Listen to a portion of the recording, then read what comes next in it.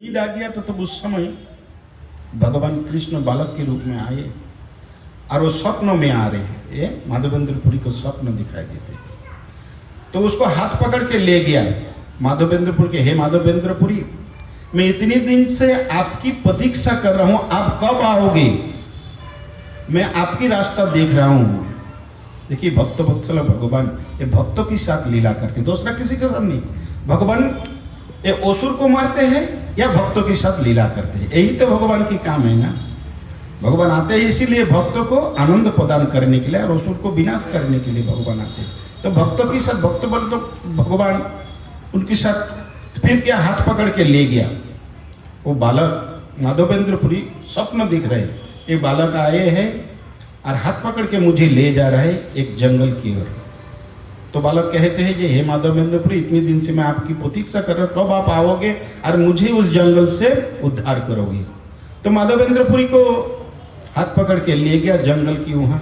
तो वहाँ कहने लगे, हे माधव, इतने दिन से मेरा वृंदावन में सेवा हो रहा था, लेकिन म्लेच्छों की डर से सारे सेवक क्या किया, मुझे इस मिट्टी के अंदर छुपा के रख दिया। किसकी डर से? म्लेच्छों की डर से। उस समय म्लेच्छ लोग की बहुत ज़्यादा चल रहे थे ना, मंदिर तोड़फाड़, भगवान को तोड़फाड़ सभी कर रहे थे। इसीलिए सेवक लोग क्या किया, उनकी डर से मुझे यहाँ छिपा के रखा है। मुझे इतनी गर्मी लगती है, इतनी ठंडी लगती है, इतनी बरसात होती है, मुझे कितनी तकलीफ होता है, लेकिन मैं आपकी प्रतीक्षा में बैठा हूँ, कब माधवेंद्रपुरी आएगा, मुझे यहाँ से उद्धार करके ले जाएंगे। तो उसी प्रकार माधवेंद्रपुरी को ले गया, वहाँ पकड़ कर कहने लगे, इसमें जंगल में मैं देखो मिट्टी का नीचे हूँ, यहाँ से आप मुझे उद्धार करके ले चलो, कहीं एक मंदिर छोटा सा बना के दो और वहीं मेरा प्रतिष्ठा करो, आप मुझे वहाँ रखो, सेवा पूजा करो। ये माधवेंद्रपुरी को सपने में आया। तो माधवेंद्रपुरी वहाँ उसके फिर सवेरे दिन जल्दी नींद टूट गया, तो देखा कहीं कुछ है नहीं।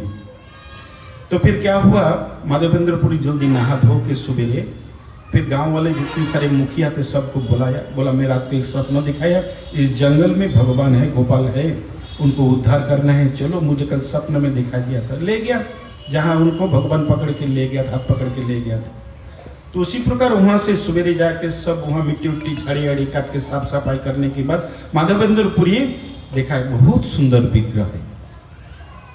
फिर गाँव वाला की मदद से सबको भगवान को वहाँ से उद्धार करके लेके आया। गोवर्धन पर्वत के ऊपर एक छोटा सा मंदिर बनाया, मंदिर बना के वहाँ उनकी अभिषेक करने लगे। इतनी दिन भगवान उनको कहा कि इतनी दिन से मैं ये गर्मी वर्षा कितनी सहन कर रहा हूँ। तो उसी प्रकार उठा के ले गया माधवेंद्रपुरी वहाँ। फिर माधवेंद्रपुरी उनकी सेवा पूजा चालू किया है। गाँव वाला सबको बुलाया, गाँव वाला आके मदद करने लगे। ये प्रतिदिन लगभग कई महीना तक 56 भोग की भोग लगने लगी और बहुत धूमधाम से सेवा होने लगे। माधवेंद्रपुरी भगवान की सेवा कर रहे हैं। तो सेवा करते करते काफी दिन निकल गया।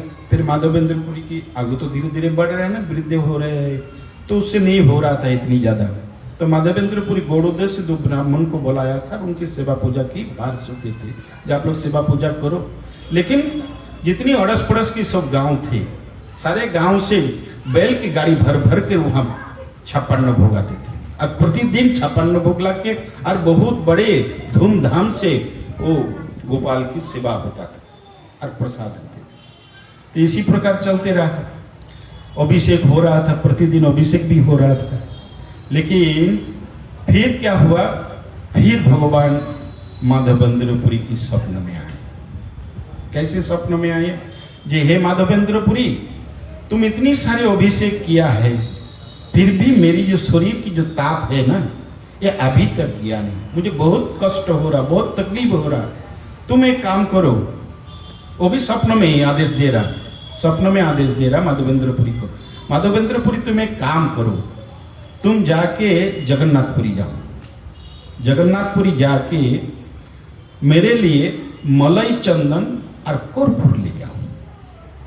ये मलई चंदन और कर्पूर लाके तुम क्या करो, मेरी शरीर में लेपन करो, तो शायद मेरी शरीर ठंडा हो जाएगा। तो माधवेंद्रपुरी भगवान को कहते हैं स्वप्न में, देखो मैं तो अभी वृद्धा हो गया है, इतना दूर चल के थोड़ी जा पाऊंगा, ये सेवा मुझसे नहीं होगा। माधवेंद्रपुरी भगवान से बात कर रहे हैं स्वप्न में, बोले सेवा मुझसे नहीं होगा, आप दूसरा किसी को सब। तो बोलता नहीं, दूसरा किसी से होगा नहीं, ये आपसे ही होगा, आप करो। फिर माधवेंद्रपुरी भगवान की आज्ञा को सिरोधार्य करके फिर निकल पड़े मलाई चंदन लाने के लिए। और वहाँ पुरोहित को सब ठीक ठाक समझा के गया, भाई भगवान की सेवा इस तरह करते रहो, गोपाल की सेवा इस तरह करते रहो। तो माधवेंद्रपुरी के लिए निकल पड़े। तो पहले नवद्वीप में जाके पहुँचे, शांतिपुर में, जहाँ अद्वैत आचार्य प्रभु जहाँ रहते थे वहाँ पहुँचे। तो वहाँ जब पहुँचे तब अद्वैत आचार्य प्रभु ने देखा ये तो एक महान संत है। देख के देखिए, एक संत दूसरे संत को देख के पता चलता है कितनी बड़े संत है। तो इसी प्रकार अद्वैत आचार्य प्रभु ने देखा, ही तो पहले नहीं समझते थे, जानते नहीं थे माधवेंद्रपुरी को। फिर उनके साथ घर पे बुलाया, फिर उनकी ससम्मान के साथ उनको सब कुछ व्यवहार किया, सब कुछ दिया। कुछ दिन तक तो दोनों अद्वैत आचार्य प्रभु और माधवेंद्रपुरी दोनों कृष्ण कथा में विरह कर रहे थे, मतलब कृष्ण कथा चल रहा था दोनों में। जब चल रहे थे एक दिन जगन्नाथ मिश्र प्रभु आए थे, उस समय अद्वैत प्रभु के घर पे आए थे। तो जगन्नाथ मिश्र ने देखा ये तो महान संत है। फिर महान संत को अपने घर पे बुलाए, कौन? जगन्नाथ मिश्र प्रभु। एक गृहस्थ का नियम है, गृहस्थ को क्या करना चाहिए? संत को घर पे बुलाना चाहिए, कम से कम घर पे बैठा के शांति से सुकून के साथ एक गिलास पानी भी देना चाहिए। एक गृहस्थ का नियम होना चाहिए। कोई बाहर से अगर संत महात्मा लोग आते हैं ना, तो घर पे बुला के कम से कम पानी के लिए भी पूछना चाहिए, आके बैठिए थोड़ा पानी आने के लिए, गृहस्थ का नियम है। तो जगन्नाथ मिश्र ने क्या किया, उस संत को मतलब माधवेंद्रपुरी को घर पे बुलाया, एक दिन बुला के ले गया। सची माता और जगन्नाथ मिश्र ने बहुत अच्छा से उनकी सेवा किया। माधवेंद्रपुरी क्या सेवा करने की उनकी जो कृपा प्राप्त हुई, माधवेंद्रपुरी की कृपा जो प्राप्त हुई, वो बताते हैं कि माधवेंद्रपुरी की कृपा से ही चैतन्य महाप्रभु सची माता की गर्भ में आए। ये संत की कृपा है।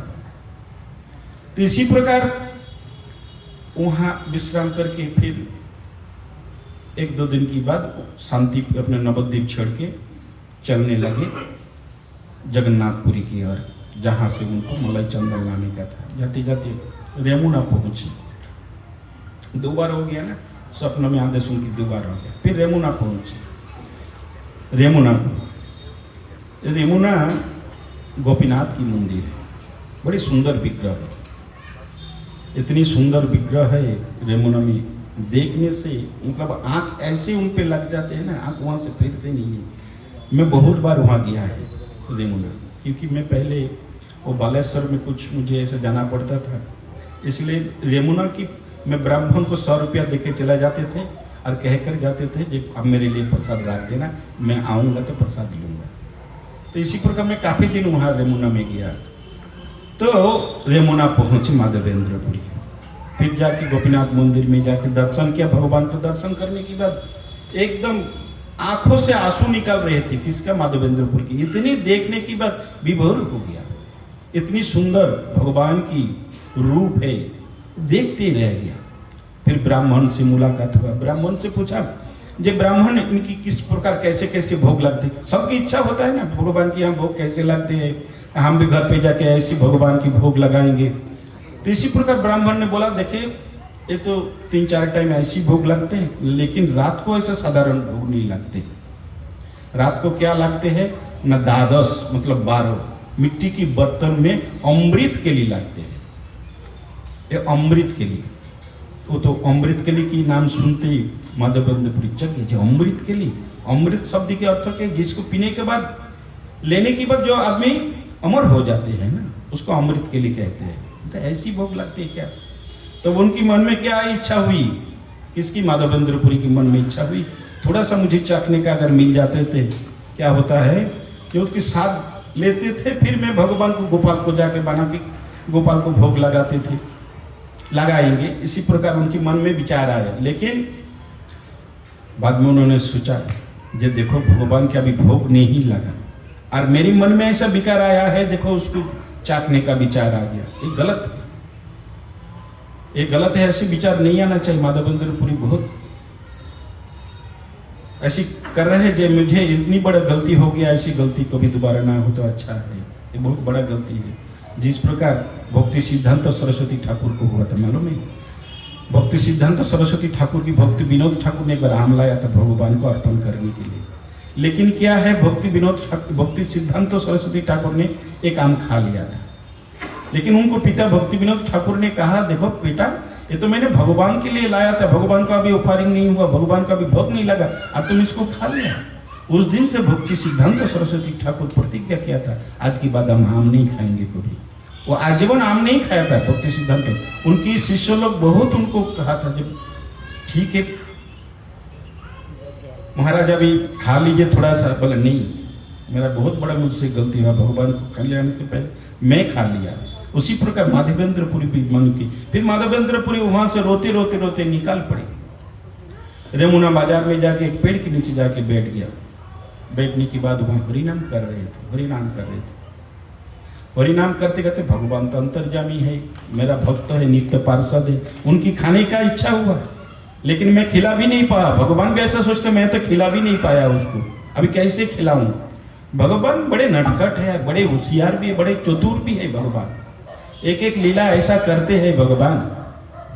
फिर भगवान ने क्या किया, जो रात को भगवान की जो भोग लगा, राम अमृत के लिए जब भोग लगे ना, तब भगवान 12 हांडी लगते हैं, 12 मटका लगते हैं वहाँ भोग रात को। दूसरा कुछ भोग नहीं लगते, शयन से पहले 12 भोग लगते, वो भगवान उसको करके फिर भगवान को शयन में देते हैं। लेकिन उस दिन क्या हुआ, भोग लगाया, लेकिन वो जब ब्राह्मण ने जब क्या किया, जब उसको ले गया, जब अंदर, जब भगवान की भोग लगने के बाद जो प्रसाद अंदर लेके जाते हैं ना, तो क्या हुआ, उनमें 11 भांडे उनको मिला, वही लेगा, मतलब वो गिना नहीं, कभी गिनते नहीं, डेली तो लेके जाते हैं। तो उसी प्रकार ले गया, 11 ले गया। लेकिन क्या हुआ, भगवान ब्राह्मण को रात को स्वप्न में आए, जे हे पुजारी, इस सेवक देखो, हे ब्राह्मण,